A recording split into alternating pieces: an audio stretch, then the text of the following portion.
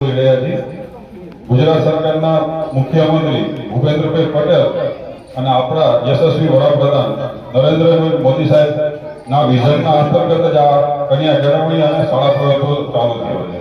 એમનું એક જ વિઝન છે કે કોઈ પણ બાળક અને કોઈ પણ દીકરીઓ શિક્ષણથી વંચિત ના રહેવી જોઈએ. એનું કારણ એક જ છે કે ભારતને સુદૃઢ અને સુસંસ્કારી બનાવવા છે ને તો દીકરી ભણેલી હશે ને તો જ ભારત સુસંસ્કારી અને સુંદર બનશે. દીકરી બે ઘરને થાય, એક જ્યાં જન્મ લે છે ત્યાં, અને બીજું જ્યાં મેરેજ કરી પોતાના સાસરામાં જાય છે એ કુટુંબને પણ આગળ લઈ જાય.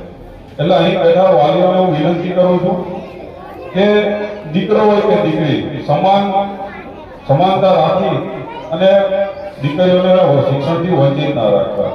બીજું અમને એક દીકરીએ બેટી પઢાઓ બેટી બચાવોનું વક્તવ્ય આપ્યું, ખૂબ સરસ વક્તવ્ય આપ્યું. એની શરૂઆત અહીંયા ધાંગધ્રાથી થઈ હતી. એનું ઉદ્ગમ બેટી પઢાઓ બેટી બચાવો તમને ખ્યાલ હશે.